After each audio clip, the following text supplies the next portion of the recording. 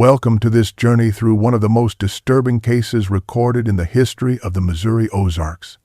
Before we begin, I invite you to leave in the comments where you're watching from and the exact time when you are listening to this narration. We are interested in knowing what places and at what times of day or night these documented accounts reach. In the autumn of 1890, a traveling photographer named Silas Drummond ventured deep into the remote valleys of Shannon County, Missouri, capturing images of the rugged Ozark landscape. The region was sparsely populated then, a maze of densely wooded hollows and limestone ridges where families could live for years without encountering their nearest neighbors. While developing his photographic plates weeks later in St. Louis, Drummond discovered something unusual in one image, taken near the headwaters of the Current River. Perched on a distant ridge stood a peculiar two-story house with exactly 6 windows across its facade, each uniquely shaped and positioned asymmetrically, giving the structure an unsettling, almost watchful appearance. According to Drummond's journal, recovered from his personal effects after his death in 1912, he found himself inexplicably disturbed by the image, writing that the house seems to gaze back at the viewer with multiple eyes, each suggesting secrets concealed within. This seemingly unremarkable photograph would eventually lead investigators to uncover the disturbing story of Jeremiah Blackwood and his 6 daughters, a tale so macabre that local authorities attempted to expunge it from official records.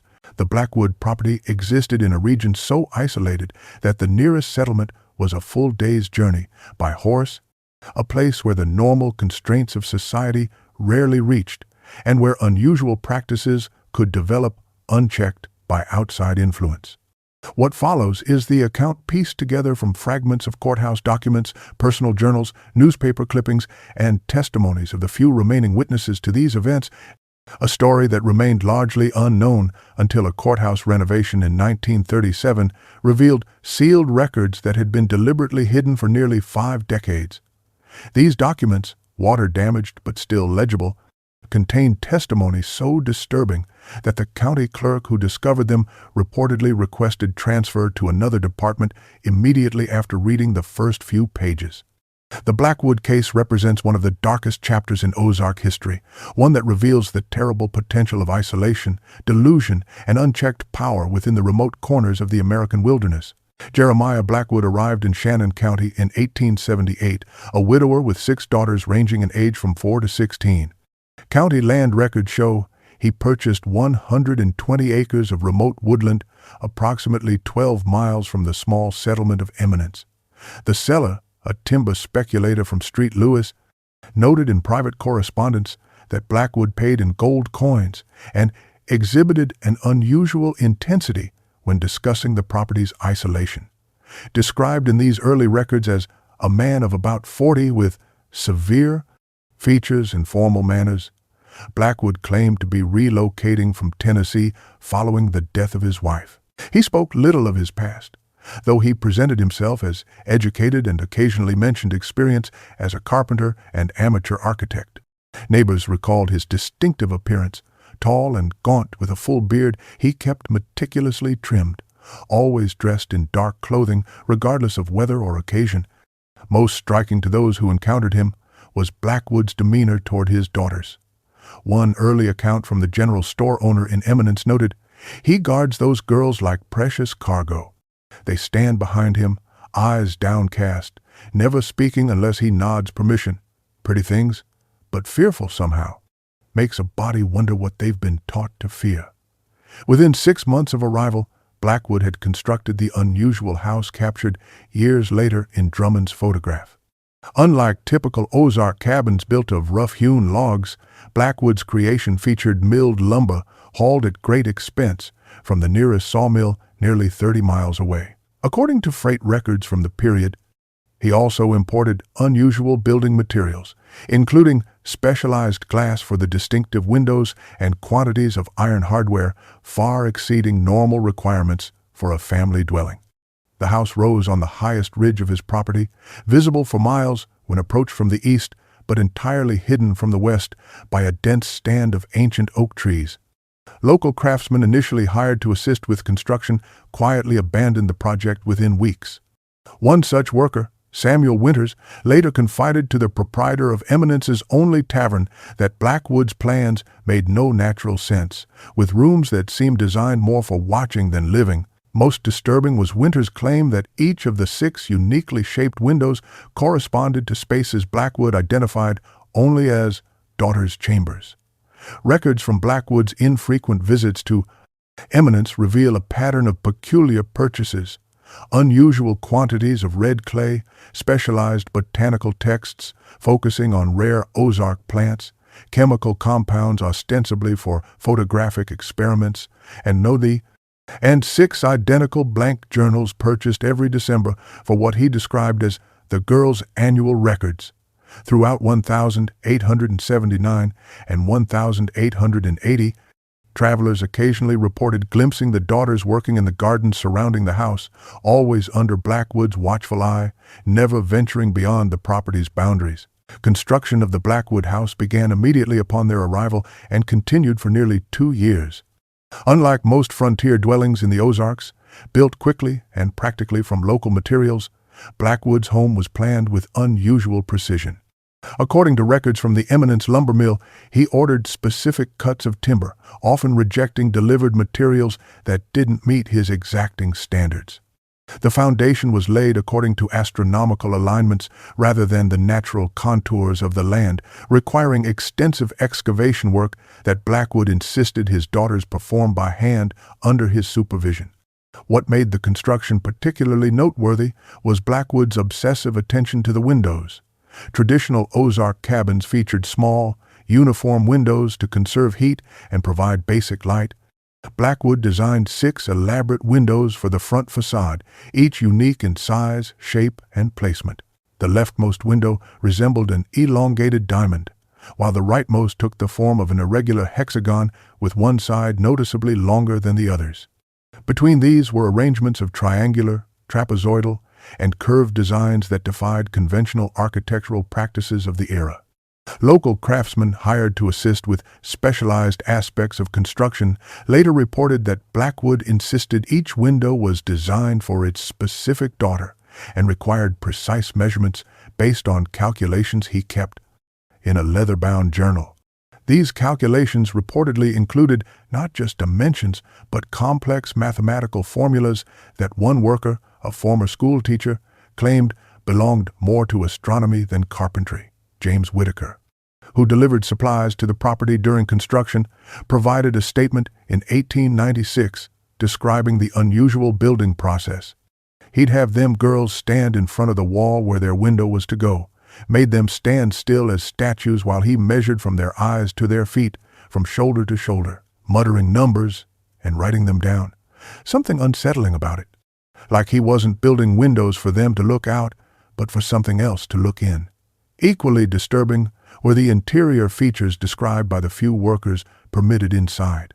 The central hallway reportedly contained a complex system of mirrors arranged to reflect light from the daughters' rooms to a study Blackwood reserved exclusively for himself.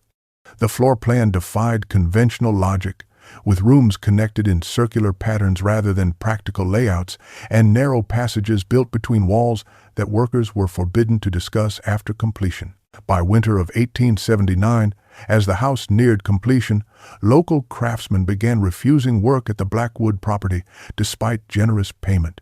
When questioned, most cited vague discomfort, though one reportedly confided to the local minister that something in that house watches even when nobody's there.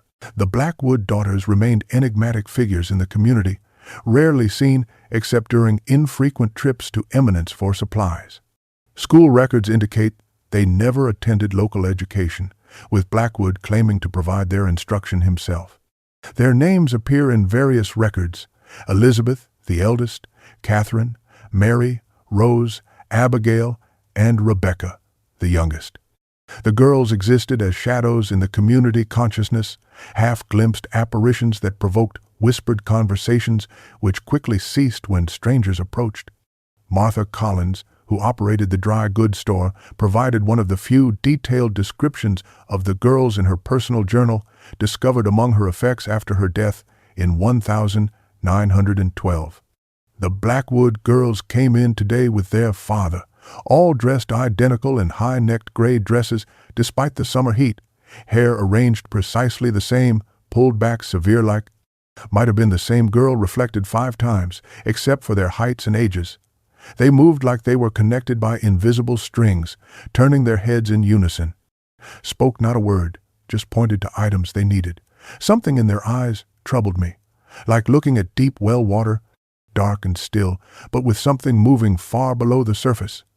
The daughter's isolation became a source of community speculation, particularly as the eldest reached marriageable age, yet remained rigidly sequestered. When the local minister suggested appropriate social activities, Blackwood reportedly replied, "My daughters require no company beyond their own. The world contains nothing but corruption." Thomas Granger, whose property bordered Blackwood's northern boundary, reported in an 1882 letter to his sister in Kentucky that he occasionally heard the girls singing in the evenings, strange melodies unlike any hymn or folk song known in these parts, all 6 voices blending in harmonies that make the hair stand up on a man's neck.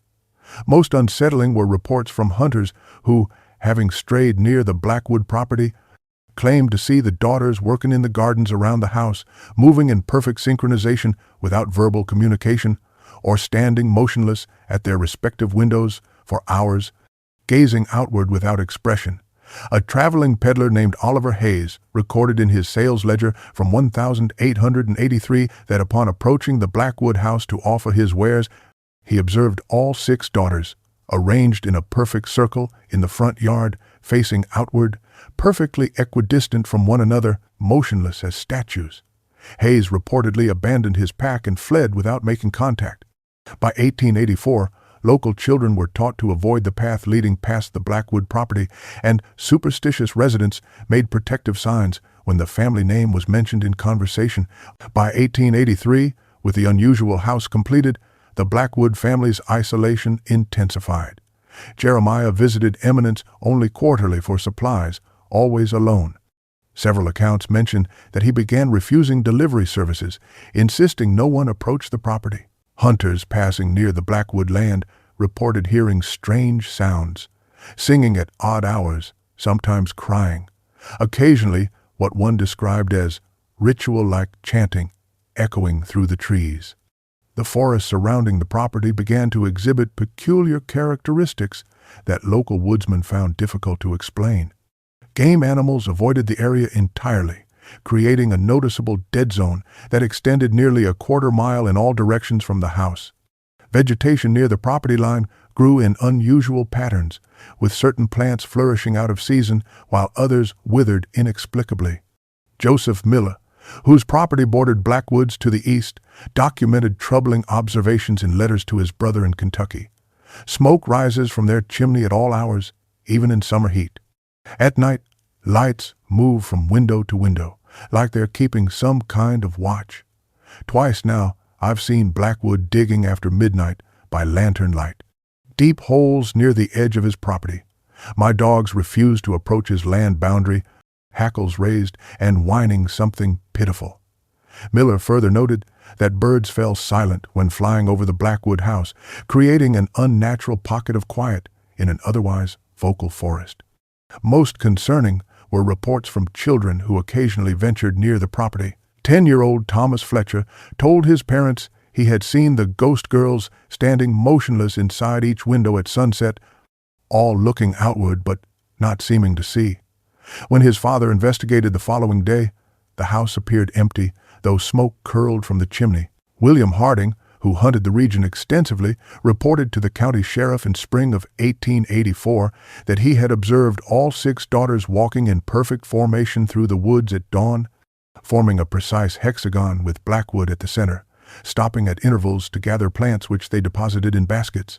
They moved as one body with 12 legs, Harding stated, never speaking, never looking at one another, yet turning in unison like they shared a single mind.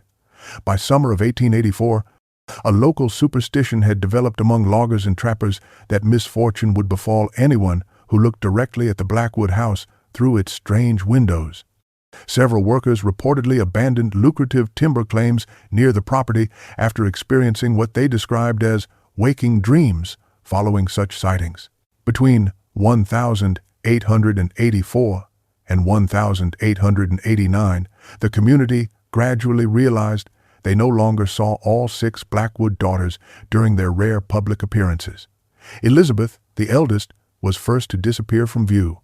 When the postmaster inquired after her, Blackwood replied simply that she had completed her education and gone to live with relatives in Street Lewis. No correspondence ever arrived from or was sent to this supposedly relocated daughter.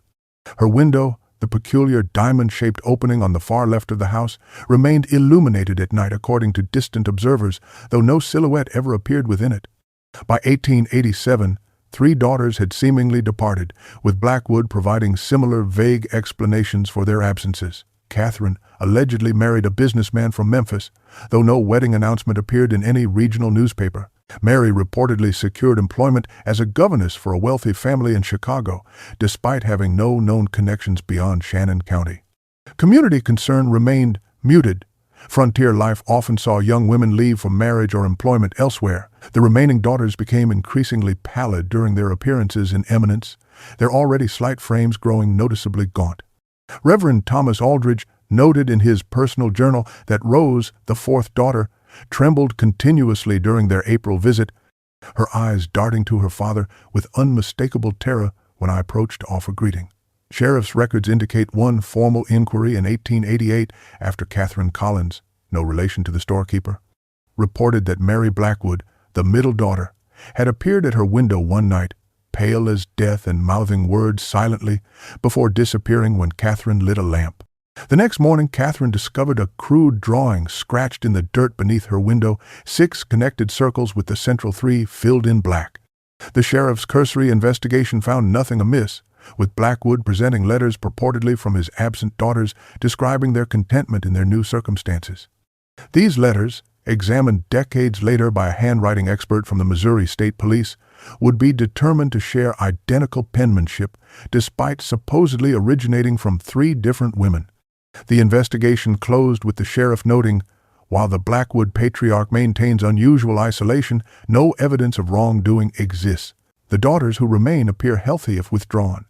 This official dismissal would later be scrutinized when the truth of the Blackwood house emerged.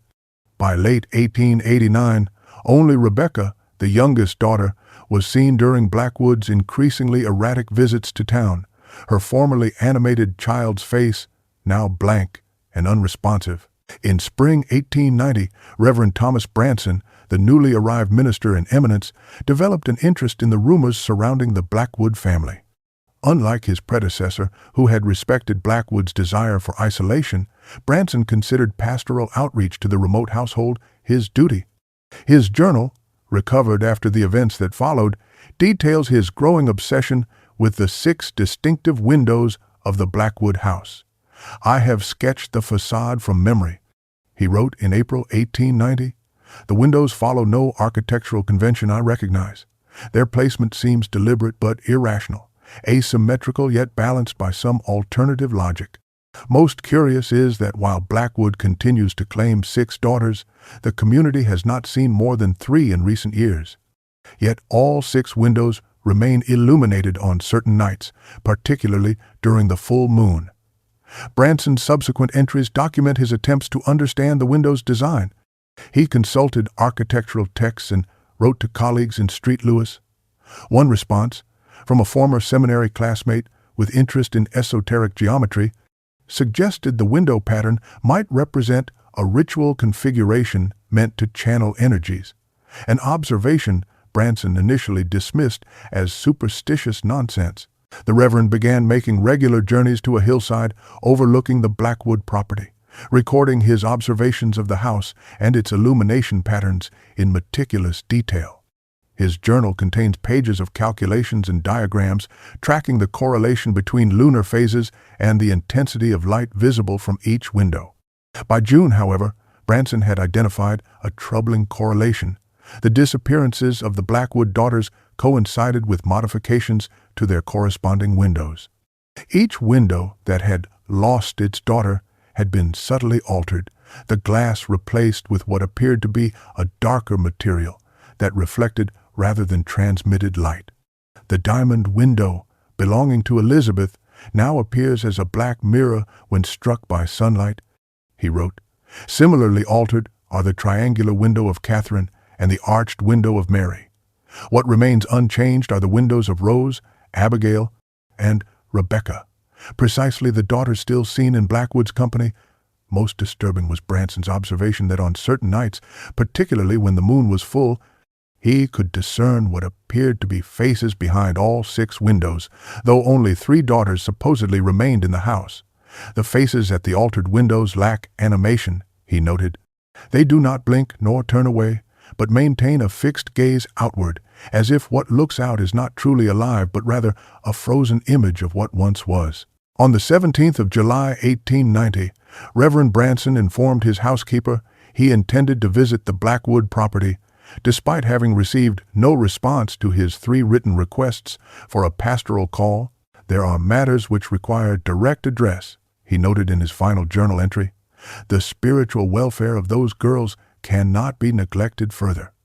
According to the housekeeper's later testimony, the minister appeared unusually agitated that morning, packing not only his Bible but also a small silver mirror and a vial of what he described as blessed water from the Jordan.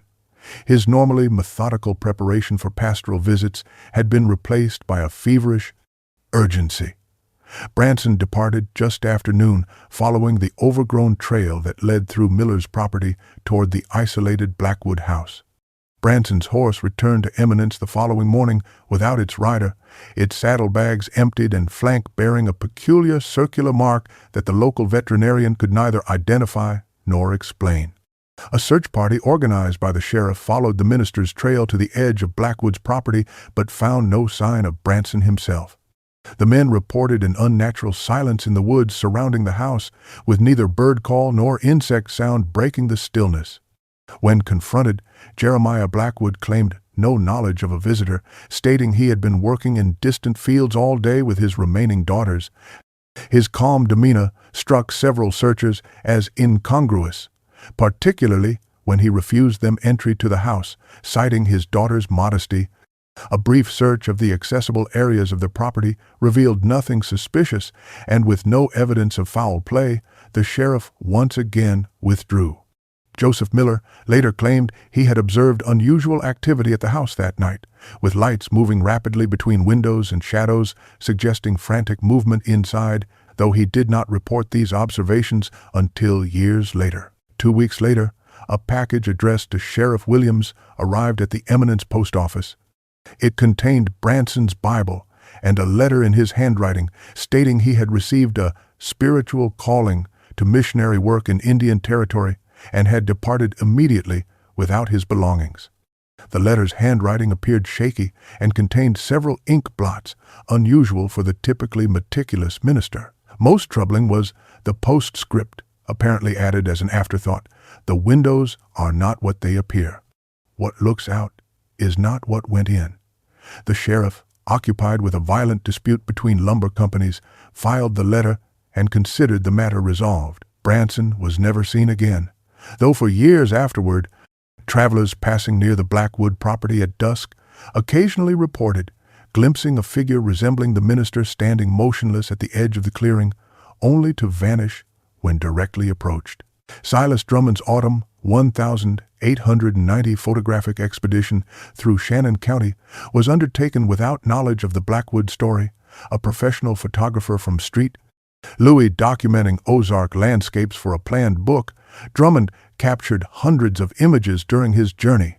His reputation for meticulous composition and technical precision had earned him commissions from several scientific journals, with his work praised for revealing details often missed by casual observation. The photograph containing the distant Blackwood house was taken from a high ridge approximately a mile from the property, using a high-quality German-manufactured lens that captured details invisible to the naked eye. The image might have been merely another landscape study had the unusual house not occupied the upper corner of the composition. Drummond's journal entries indicate he never approached the house nor met its inhabitants. Photographed magnificent valley vista from Hawkins Ridge today, he wrote on the 12th of October, 1890. Noticed unusual dwelling on opposite slope but light fading too quickly for detailed study, something architecturally distinct about the structure, particularly its fenestration pattern. Will perhaps return tomorrow, if weather permits. No such return trip was recorded, as Drummond continued his predetermined route through the county. It was only during development of the plates in his Street Lewis studio that Drummond noticed something disturbing. His technical notes describe the anomaly. Plate Hajan 37 shows unexpected phenomena. 6 windows of distant house contain what appear to be female figures, absolutely motionless despite the 15-second exposure time, faces pressed to glass in uniform manner. Most troubling is that, when viewed under magnification, the figures appear identical in feature despite different window shapes and apparent ages. Have checked for plate flaws or development irregularities, but found none. The precision of their positioning suggests deliberate arrangement rather than coincidence. Several colleagues to whom he showed the image reported immediate unease, with one reportedly refusing to look at it a second time. Drummond's curiosity led him to contact a colleague at the Street, Louis Dispatch, who connected the photographer with former Shannon County resident James Whitaker. Upon viewing the photograph, Whitaker identified the property as belonging to Jeremiah Blackwood and recounted the strange stories surrounding the family. Whitaker's hands reportedly trembled as he returned the photograph, advising Drummond to destroy the plate and forget what he had seen. Drummond, intrigued rather than alarmed, resolved to return to Shannon County for further investigation. His professional journal contains detailed preparations for this second expedition, including notes on specialized photographic equipment and chemical preparations that might reveal what he referred to as the truth behind the glass. Silas Drummond arrived in Eminence on the 7th of December, 1890, presenting himself as continuing his photographic documentation of the region. His true journal, discovered among his effects after subsequent events, reveals his actual purpose. I am determined to solve the mystery of the 6 windows and their identical occupants. Science demands rational explanation for what appears supernatural. The photographer came equipped with advanced German optical equipment, specialized photographic plates treated with experimental chemicals, and a small revolver concealed in his equipment case. Local reaction to his inquiries about the Blackwood family ranged from reluctance to outright hostility. The sheriff warned him against trespassing on private property, mentioning Blackwood's reputation for confronting unwelcome visitors with a shotgun. The general store owner refused to discuss the family, abruptly changing the subject whenever Drummond raised it. Only Martha Collins provided limited information, concluding with an ominous warning. Those who take too much interest in Blackwood's windows tend to disappear themselves. We've lost a minister already to that unholy curiosity. Her hands trembled as she described how the community had noticed that even the most recent letter from Reverend Branson contained phrases identical to those in letters purportedly from the absent Blackwood daughters. Undeterred, Drummond hired a local hunter familiar with the terrain to guide him close to the property, though the man refused to remain after nightfall, claiming the woods near Blackwood's land felt wrong after dark. From a concealed position in the woods approximately 200 yards from the house, Drummond observed the building through binoculars for 2 days. His detailed notes describe regular activity: smoke from the chimney, occasional movement behind windows, Blackwood himself moving between house and barn. Most significant was his observation at sunset on December 9th. As light faded, illumination appeared behind each window simultaneously, though no figure was visible moving with lamps. Then, as if choreographed, 6 female figures appeared at 6 windows precisely as the sun touched the horizon. They remained absolutely motionless for 17 minutes before withdrawing in unison. The synchronization defies explanation. No communication was visible between rooms. Most disturbing is my confirmation that all faces bore identical expressions despite the different window shapes obscuring portions of their features. In a margin note, he added that, through his strongest lens, he could discern that 3 of the figures appeared to cast reflections within their windows, while 3 did not. Drummond's final journal entry, dated the 10th of December 1890, states simply, "I must see closer. The lunar cycle reaches full moon tonight, perhaps significant given previous patterns, will approach after Blackwood retires. The truth lies in the glass itself. Of this I am now certain." On the 15th of December 1890, after Drummond failed to return to his lodgings in Eminence for 5 days, Sheriff Williams organized a reluctant search party. Drummond's equipment was discovered abandoned approximately 100 yards from the Blackwood property line, his camera smashed, photographic plates shattered, journal missing. A trail of disturbed ground and broken vegetation suggested a body had been dragged toward the Blackwood house. Blood analysis, conducted by a physician from Springfield, later confirmed the substantial dark stains belonged to a human male. This evidence, combined with Drummond's known intentions to visit the property and his subsequent disappearance, provided sufficient cause for the sheriff to obtain a rare warrant to search the premises. County records indicate that 6 deputies accompanied Williams to the Blackwood property on the 17th of December, 1890. The men reportedly drew lots to determine who would remain outside as witnesses. Such was their reluctance to enter the house that had become the focus of local superstition. What they discovered was officially recorded in documents later sealed by court order and only recovered during the 1937 courthouse renovation. The initial search report states, "Property appears abandoned. No sign of J. Blackwood or remaining daughters. House interior in state of disarray suggesting hasty departure. Root cellar locked with unusual mechanism. Requires additional tools to access." Deputy Marshal Thomas noted in his personal account that the windows appeared somehow darker than proper glass ought to be, and that despite the house's abandonment, each window remained illuminated from within by what he described as a light with no discernible source. The follow-up report, dated December 18, details the breaking open of the root cellar and the horrifying discovery within, beneath house, expanded chamber approximately 20x30. 6 alcoves carved into earth, each containing female body in advanced state of preservation through unknown method. Bodies dressed in identical gray dresses, posed in seated positions, each alcove positioned precisely beneath corresponding window above.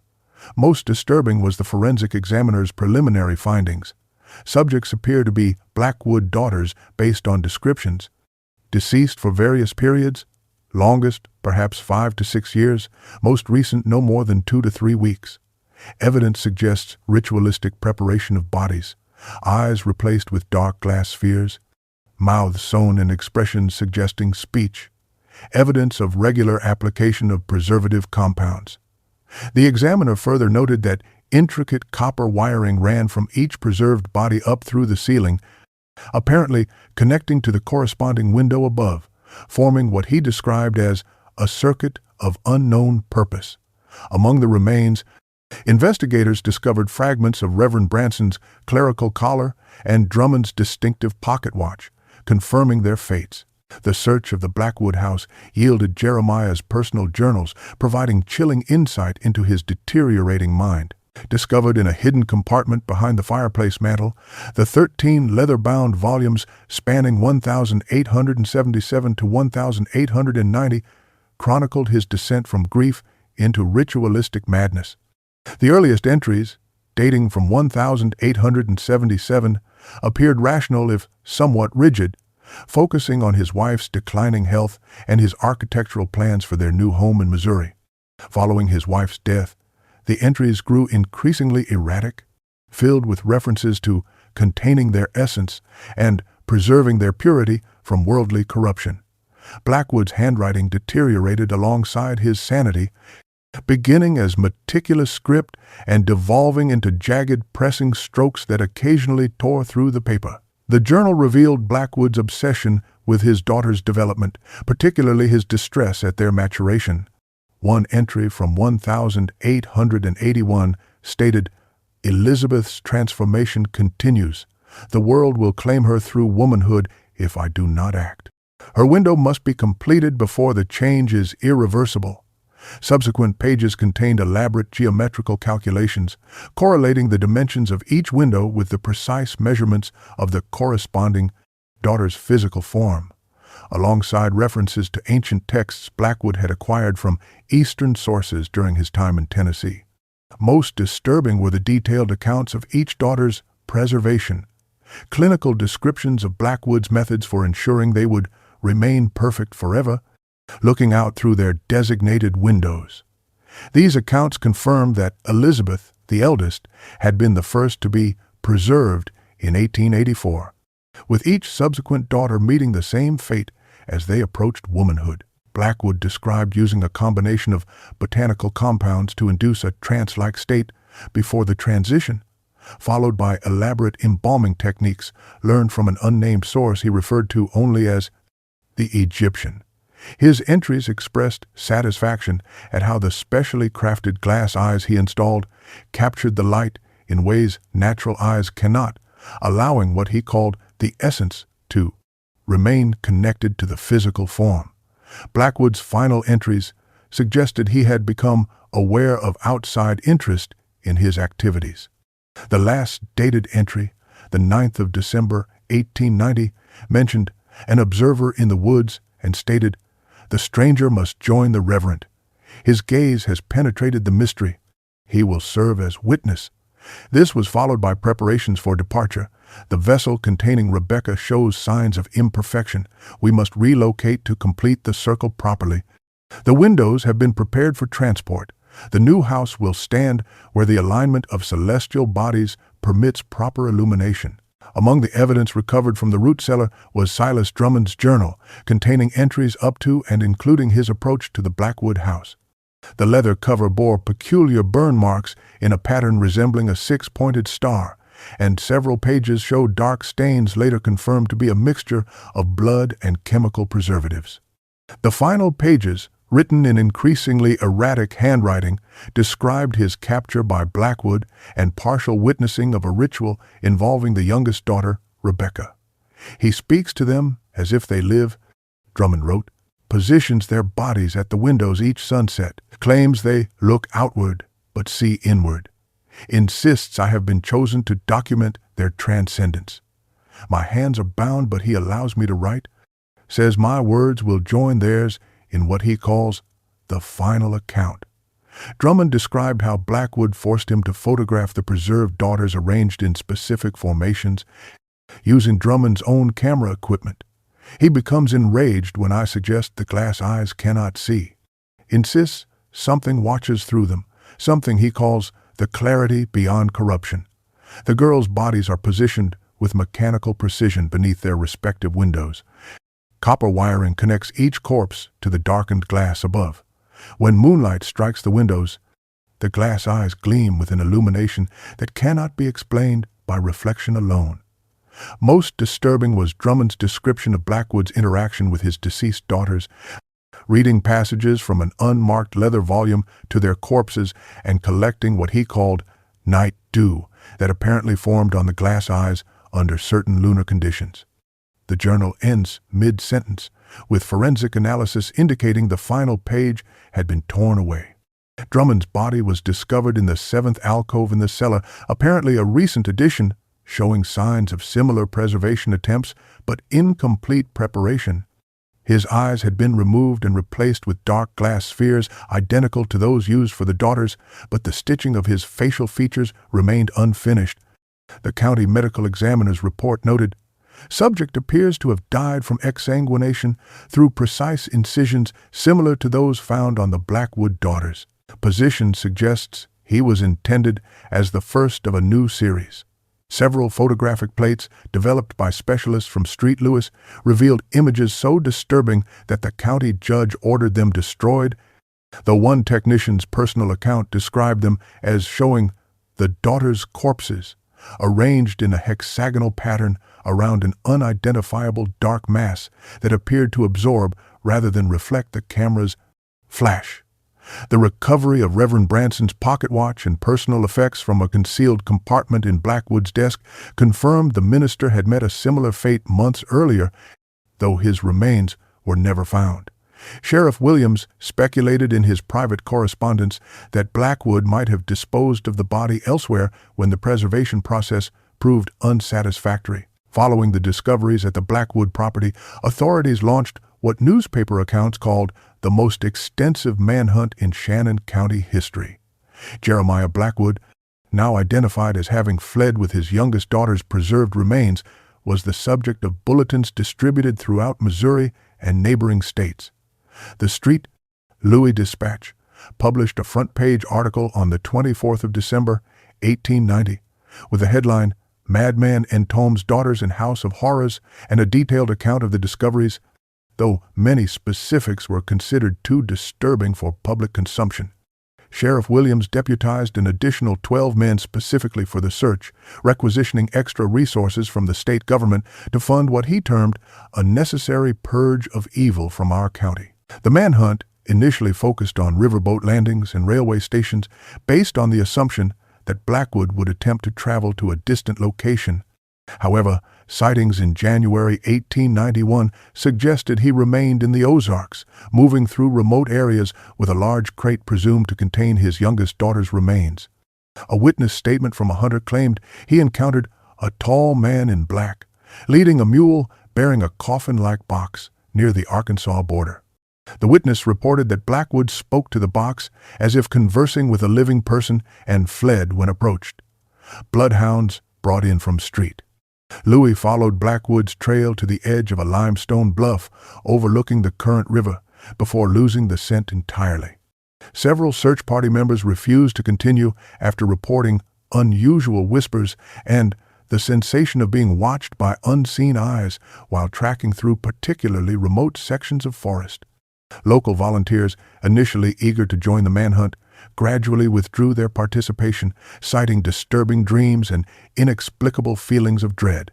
The search extended through winter into spring with no success.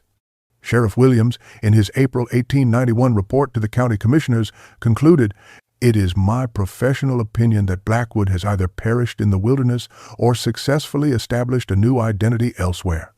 The rugged nature of the terrain, combined with the suspect's proven ability to live in isolation, renders continued active search impractical.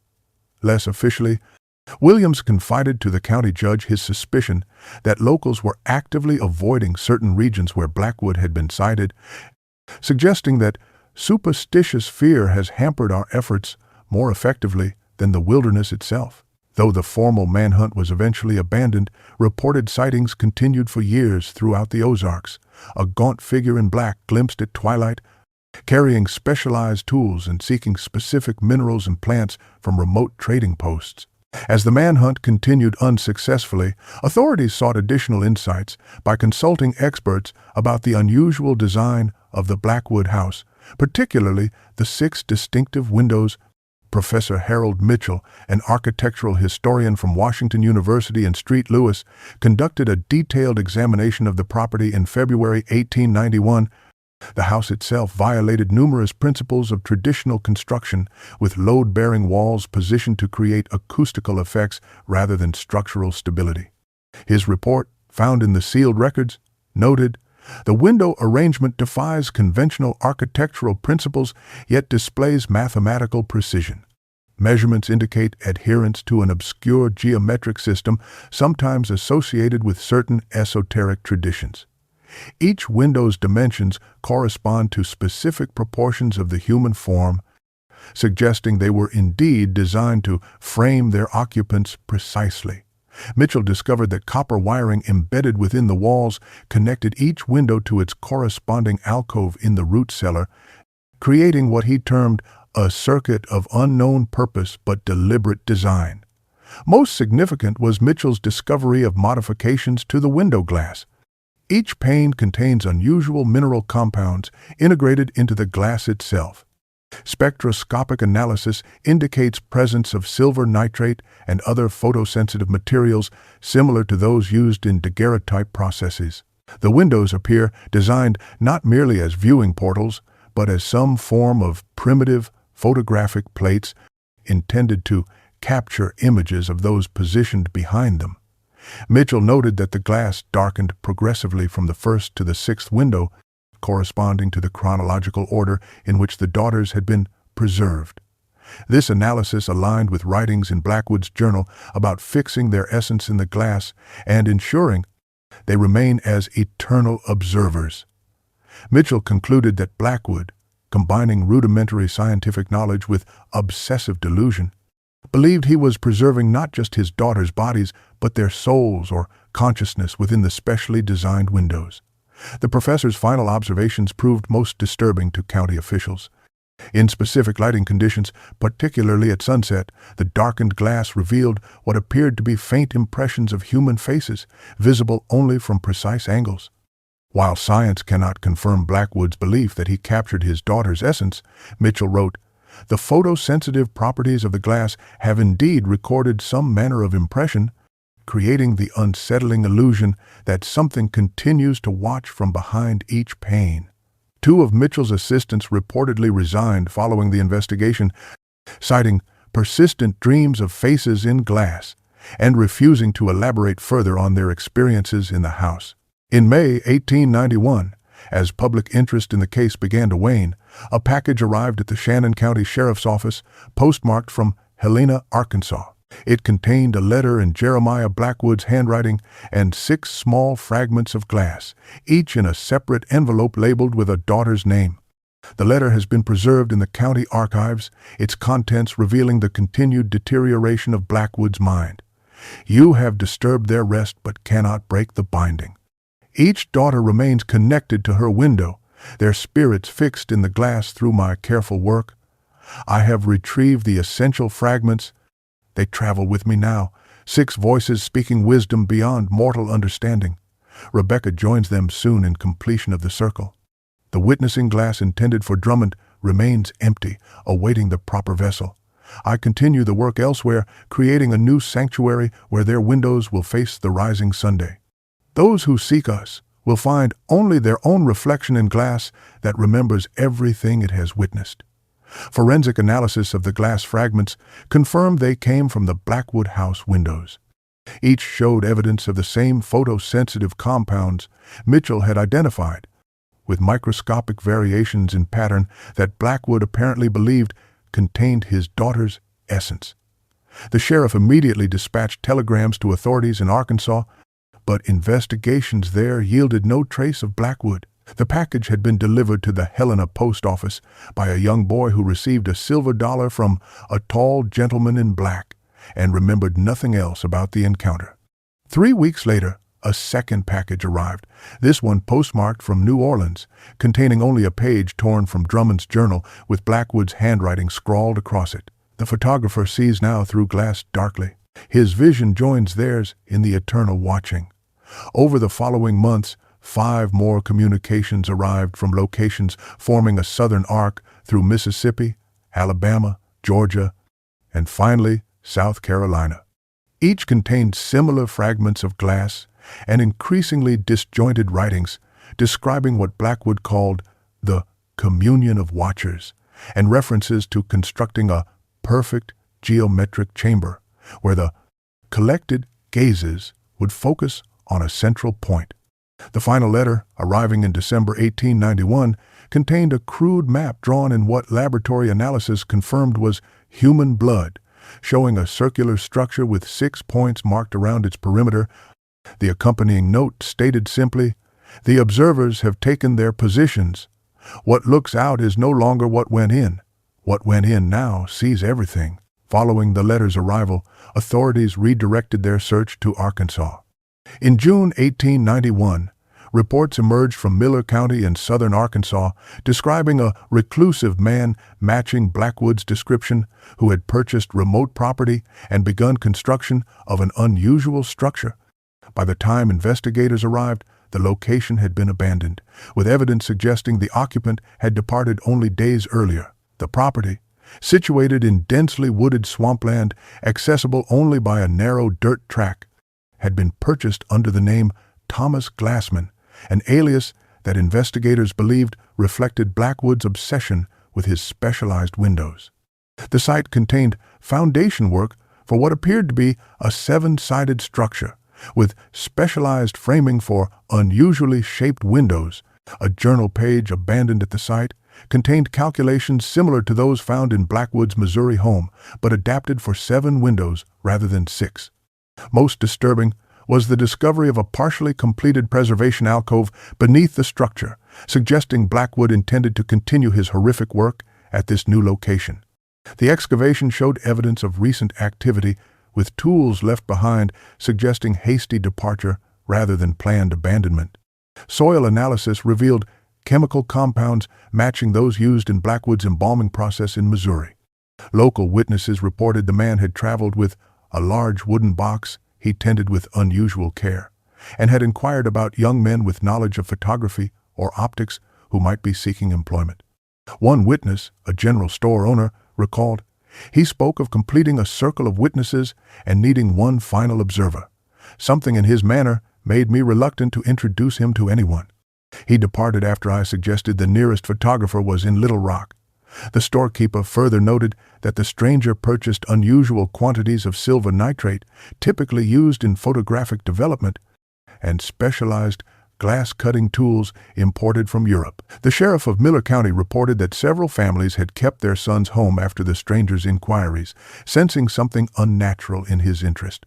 The Arkansas investigation yielded a crucial clue: financial records indicating Blackwood had received funds from a bank in Savannah, Georgia, suggesting his next destination.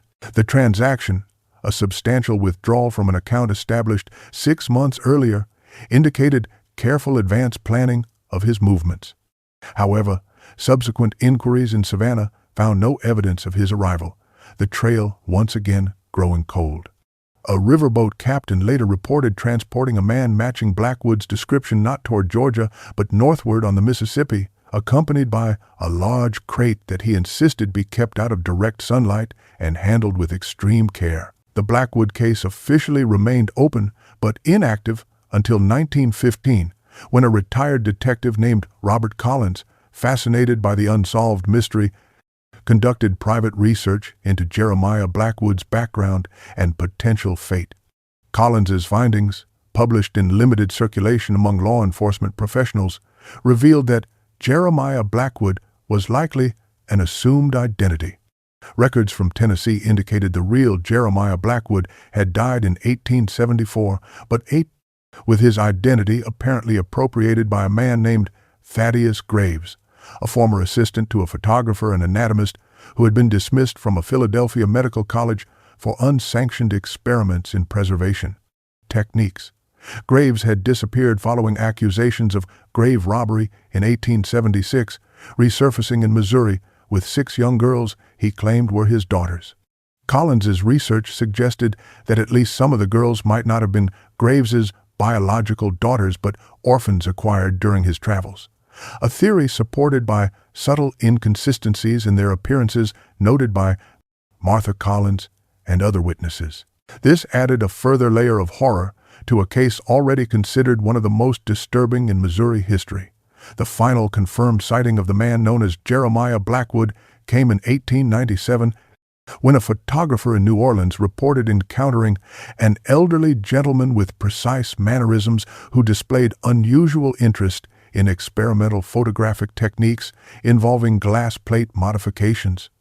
The photographer later discovered specialized equipment missing from his studio, along with his apprentice, a young man who was never seen again.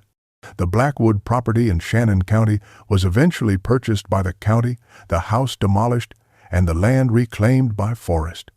However, local residents continued to report unsettling phenomena at the site. 6 lights appearing among the trees at sunset, the sound of young women singing on certain nights, figures visible at the edge of vision that vanish when directly observed. In 1937, the sealed records were discovered during courthouse renovations, reviving interest in the case. Professor Mitchell, by then elderly but still active in academic research, provided a final assessment. What Blackwood attempted through his distorted understanding of optics and preservation was a form of immortality for his daughters, capturing not just their images, but what he perceived as their essence in specialized glass. His madness had method, combining elements of science and superstition into something uniquely horrifying. The 6 window frames from the Blackwood house, removed during the investigation, were stored in the county evidence repository until a fire destroyed the building in 1921. Reports from witnesses to the fire claim that as the flames consumed the structure, the sound of 6 young women laughing could be heard above the roar of the blaze, followed by sudden silence.